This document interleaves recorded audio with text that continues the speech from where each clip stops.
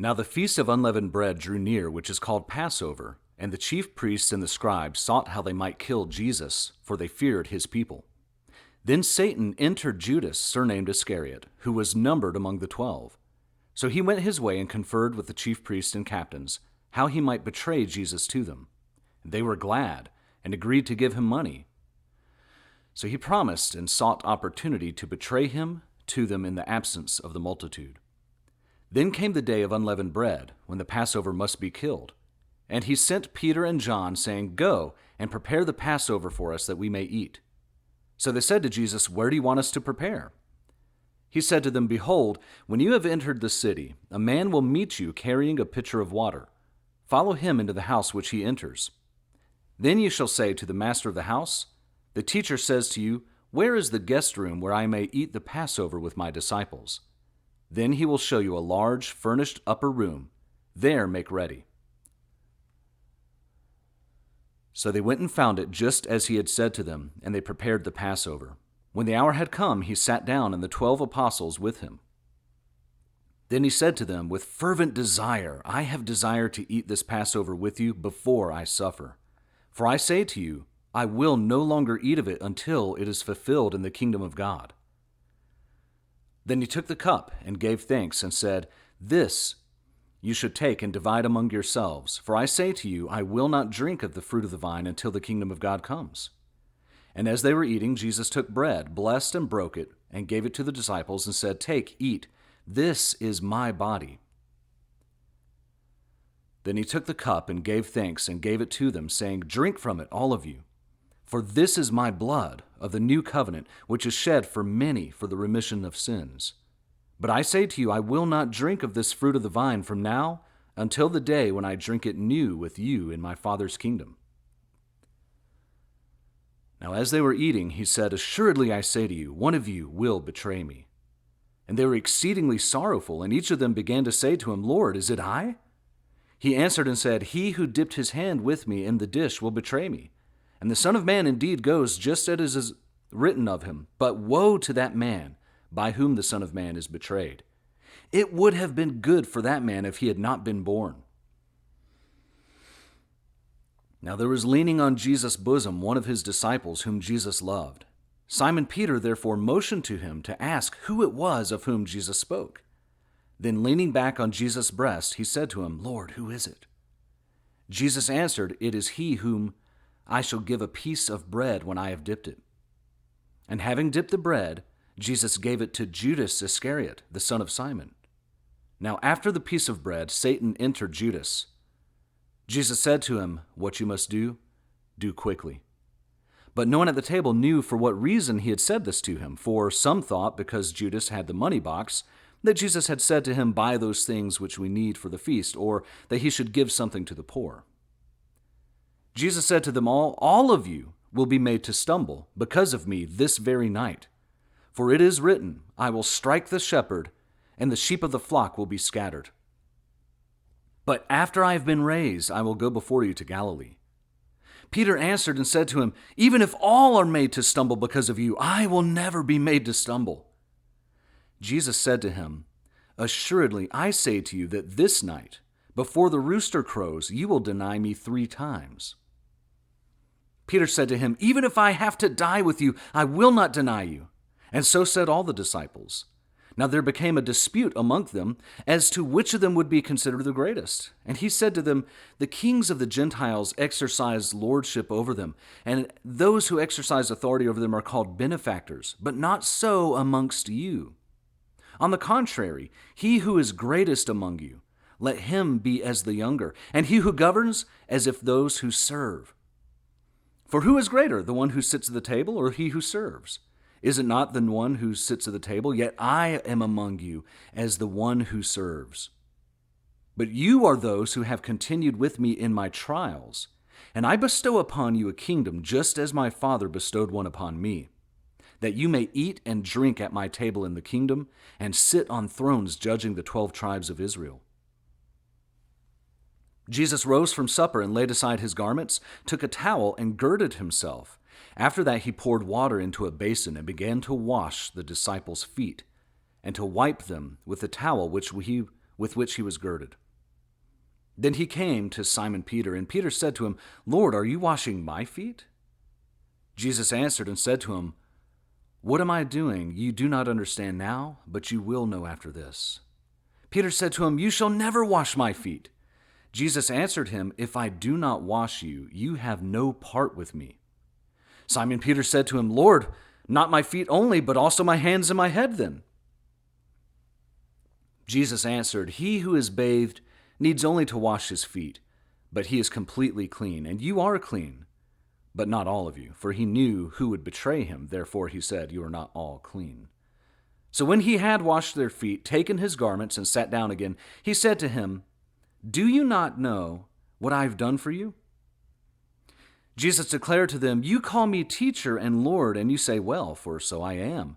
If I then, your Lord and teacher, have washed your feet, you also ought to wash one another's feet.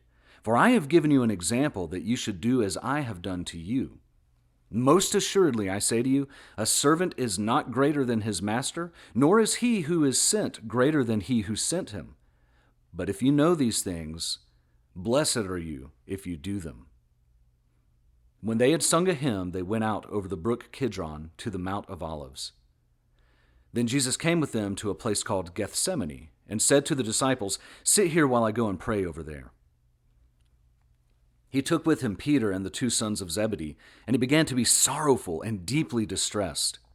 He said to them, My soul is exceedingly sorrowful, even to death. Stay here and watch with me. He went a little further and fell on his face and prayed, saying, Oh, my Father, if it is possible, let this cup pass from me.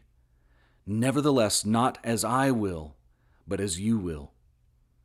Then an angel appeared to him from heaven, strengthening him, and being in agony, Jesus prayed more earnestly. His sweat became great drops of blood falling to the ground. And he came to his disciples and found them sleeping. He said to Peter, What? Could you not watch with me 1 hour? Watch and pray, lest you enter into temptation. The spirit indeed is willing, but the flesh is weak. Again, a second time, he went away and prayed, saying, Oh, my Father, if this cup cannot pass away from me unless I drink it, your will be done. And he came and found the disciples asleep again, for their eyes were heavy. So he left them, went away again, and prayed the third time, saying the same words. Then he came to his disciples and said to them, Are you still sleeping and resting? Behold, the hour is at hand, and the Son of Man is being betrayed into the hands of sinners. Rise, let us be going. See, my betrayer is at hand. Judas, who betrayed him, also knew of the place, for Jesus often met there with his disciples. So Judas, having received a detachment of troops and officers from the chief priests and Pharisees, came there with lanterns, torches, and weapons. Now his betrayer had given them a sign, saying, Whomever I kiss, he is the one, seize him. Immediately he went up to Jesus and said, Greetings, Rabbi, and kissed him. But Jesus said to him, Friend, why have you come? Are you betraying the Son of Man with a kiss? Therefore Jesus, knowing all things that would come upon him, went forward and said to the rest of them, Whom are you seeking? They answered him, Jesus of Nazareth. Jesus said to them, I am he. And Judas, who betrayed him, also stood with them. And when he had said to them, I am he, they drew back and fell to the ground. Jesus asked them again, Whom are you seeking? And they said, Jesus of Nazareth. Jesus answered, I have told you, I am. Therefore, if you seek me, let these go their own way, that the saying might be fulfilled, which he spoke, Of those whom you gave me, I have lost none. But then Simon Peter, having a sword, drew it and struck the high priest's servant, and cut off his right ear. The servant's name was Malchus. So Jesus said to Peter, Put your sword into the sheath, for all who take the sword will perish by the sword. Or do you think that I cannot now pray to my Father, and he will provide me with more than 12 legions of angels? But then how could the scriptures be fulfilled, that it must happen thus? Shall I not drink the cup which my Father has given me? Therefore permit even this. And Jesus touched Malchus' ear and healed him. Then he said to the chief priests, captains of the temple, and the elders who had come to him, Have you come out as against a robber with swords and clubs? When I was with you daily in the temple, you did not try to seize me. But this is your hour and the power of darkness."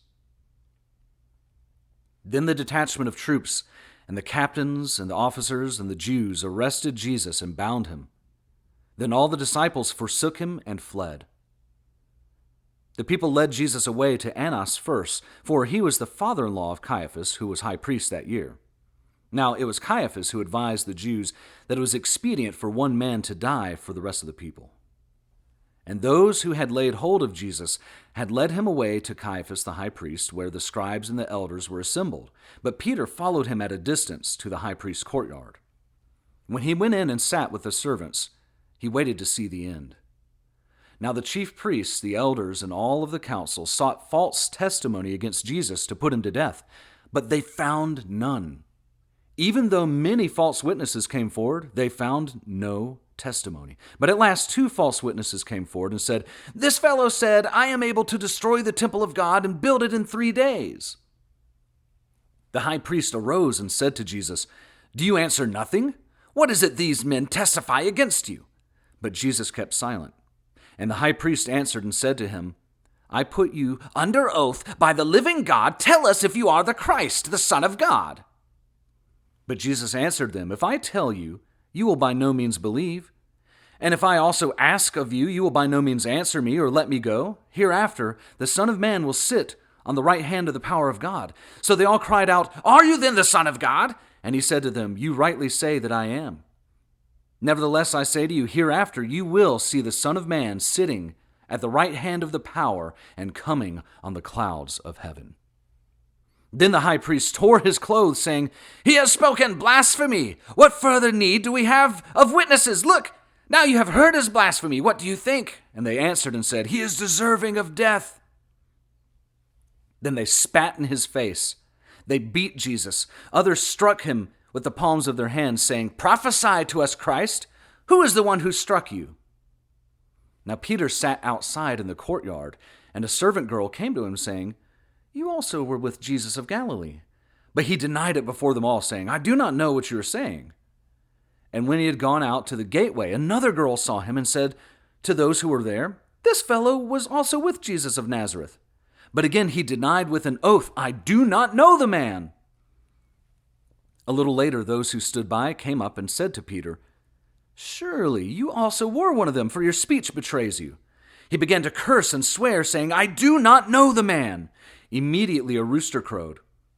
Peter remembered the word of Jesus, who had said to him, "Before the rooster crows, you will deny me 3 times. So he went out and wept bitterly. When morning came, all the chief priests and elders of the people plotted against Jesus to put him to death. And when they had bound him, they led him away and delivered him to Pontius Pilate, the governor. But Judas, his betrayer, seeing that he had been condemned, was remorseful and brought back the 30 pieces of silver to the chief priests and elders, saying, "I have sinned by betraying innocent blood." They said, "What is that to us? You see to it." Then he threw down the pieces of silver in the temple and departed and went and hanged himself. But the chief priests took the silver pieces and said, "It is not lawful to put them into the treasury because they are the price of blood." They consulted together and bought with those the potter's field to bury strangers in. Therefore that field has been called the field of blood to this day. Then it was fulfilled what was spoken by Jeremiah the prophet, saying, "They took the 30 pieces of silver, the value of him who is priced, whom they of the children of Israel priced, and gave them for the potter's field, as the Lord directed me." Now Jesus stood before the governor, and the governor asked him, saying, "Are you the king of the Jews?" Jesus said to him, "It is as you say." And while he was being accused by the chief priests and elders, he answered nothing. But Pilate said to him, "Do you not hear how many things they testify against you?" But Jesus answered him not a word, so the governor marveled greatly. Now at the feast the governor was accustomed to releasing to the multitude one prisoner whom they wished, and at that time they had a notorious prisoner called Barabbas. Therefore, when they had gathered together, Pilate said to them, "Whom do you wish me to release to you, Barabbas or Jesus, who is called Christ?" For he knew that they had handed him over because of envy. While he was sitting on the judgment seat, his wife sent to him, saying, "Have nothing to do with that just man, for I have suffered many things today in a dream because of him." They led Jesus from Caiaphas to the praetorium, early in the morning, but they themselves had not gone into the praetorium, lest they should be defiled, and they might not eat the Passover. But Pilate had gone out to them and said, "What accusation do you bring against this man?" They answered and said to him, "If he were not an evildoer, we would not have delivered him to you." But Pilate said to them, "You take him and judge him according to your law."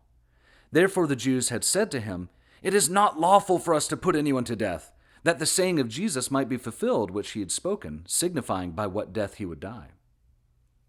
But then Pilate entered the praetorium again, called Jesus, and said to him, "Are you the king of the Jews?" Jesus answered him, "Are you speaking for yourself about this, or did others tell you this concerning me?" Pilate answered, "Am I a Jew? Your own nation and the chief priests have delivered you to me. What have you done?"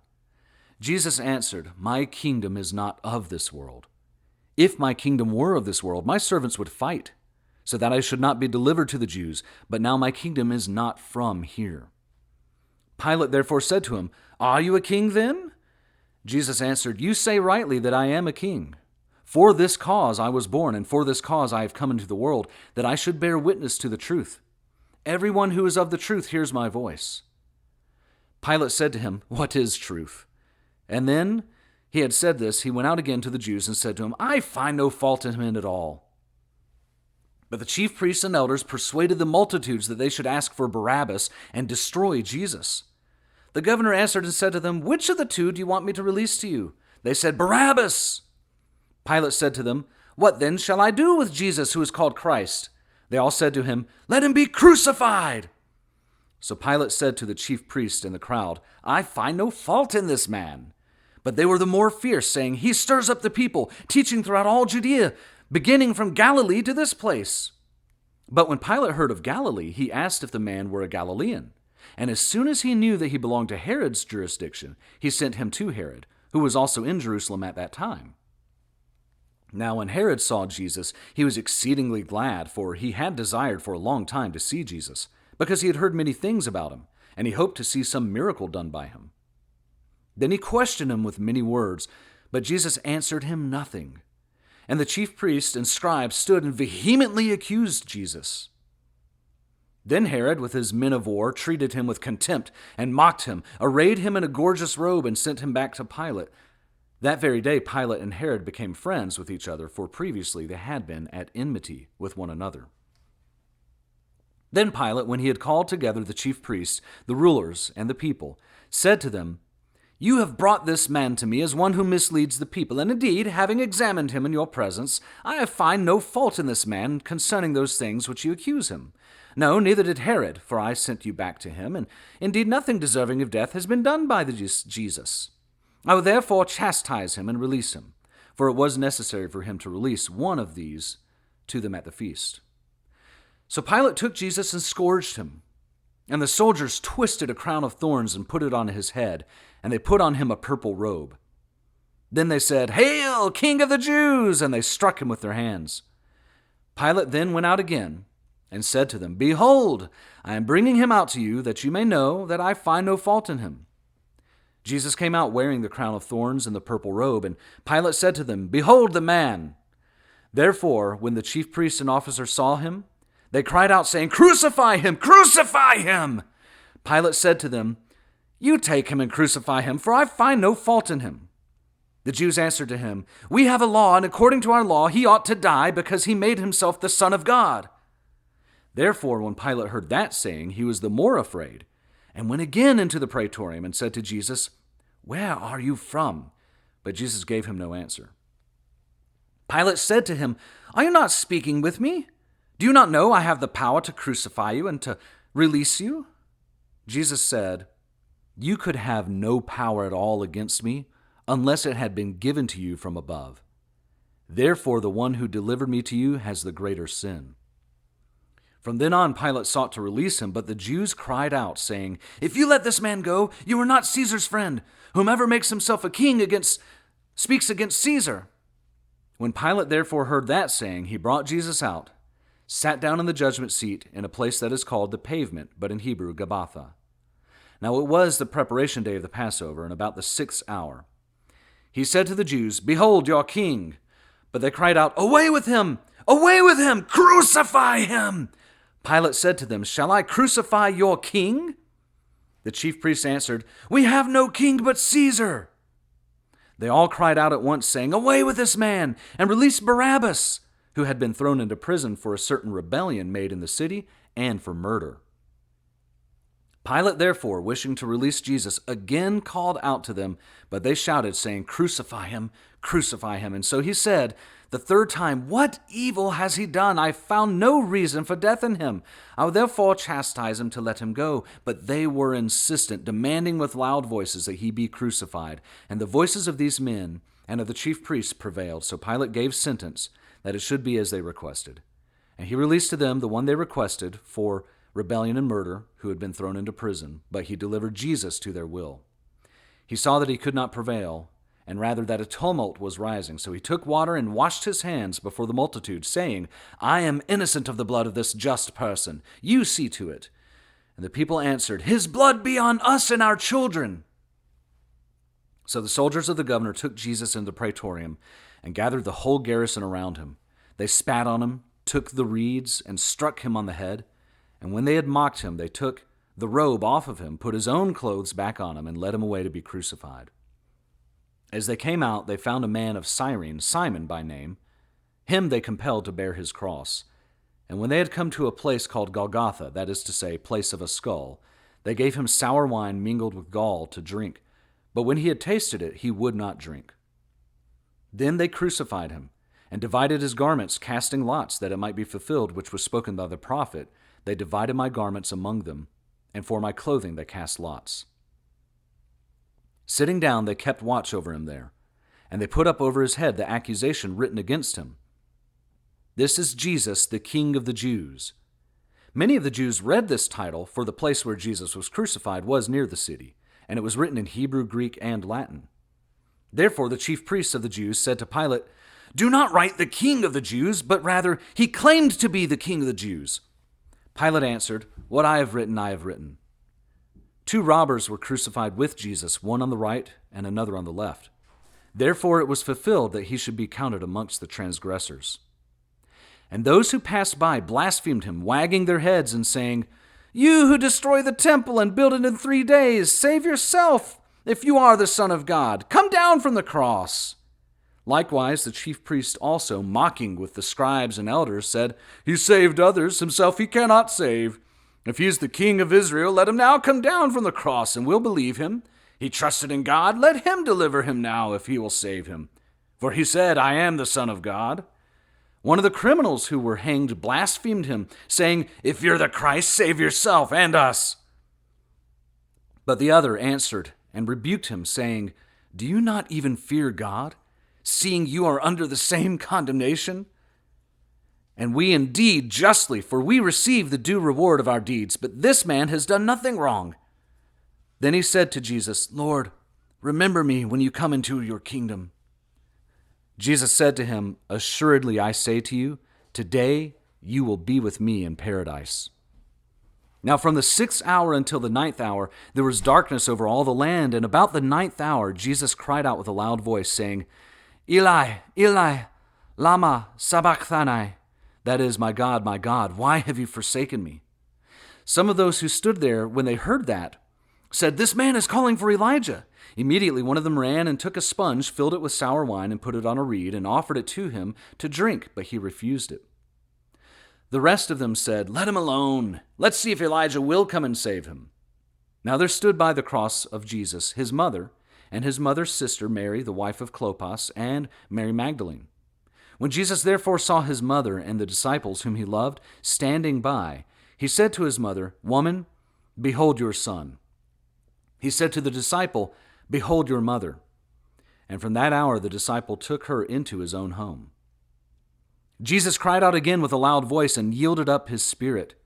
Then behold, the veil of the temple was torn in two from top to bottom, and the earth quaked, and the rocks were split, and the graves were opened, and many bodies of the saints who had fallen asleep were raised. And coming out of the graves after his resurrection, they went into the holy city and appeared to many. When the centurion and those who were with him saw these things of Jesus, they saw the earthquake and the things that had happened, they feared saying, "Truly, this was the Son of God." Many women who followed Jesus from Galilee ministered to him, were there looking on from afar, among whom were Mary Magdalene, Mary the mother of James and Joseph, and the mother of Zebedee's sons. Therefore, because it was the preparation day, that the body should not remain on the cross on the Sabbath, for that Sabbath was a high holy day, the Jews asked Pilate that their legs might be broken and that they might be taken away. Then the soldiers came and broke the legs of the first and of the other who was crucified with Jesus. But when they came to Jesus and saw that he was already dead, they did not break his legs. But one of the soldiers pierced his side with a spear, and immediately blood and water came out. And he who has seen has testified, and his testimony is true, and he knows that he is telling the truth, so that you may believe. For these things were done that the scripture should be fulfilled. Not one of his bones shall be broken. And again, another scripture says, "They shall look on him whom they pierced." Now when evening had come, there came a rich man from Arimathea named Joseph, who himself had also become a disciple of Jesus. This man went to Pilate and asked for the body of Jesus. Then Pilate commanded the body to be given to him. When Joseph had taken the body, he wrapped it in a clean linen cloth and laid it in his new tomb which he had hewn out of the rock. And he rolled a large stone against the door of the tomb and departed. Mary Magdalene, who was there, and the other Mary, sat opposite the tomb. On the next day, which followed the day of preparation, the chief priests and Pharisees gathered together to Pilate, saying, "Sir, we remember while he was still alive how that deceiver said, 'After 3 days I will rise.' Therefore command that the tomb be made secure until the 3rd day, lest his disciples come by night and steal him away and say to the people, 'He has risen from the dead,' so that the last deception will be worse than the first." Pilate said to them, "You have your guard. Go your way, make it as secure as you know how." So they went and made the tomb secure, sealing the stone and setting the guard.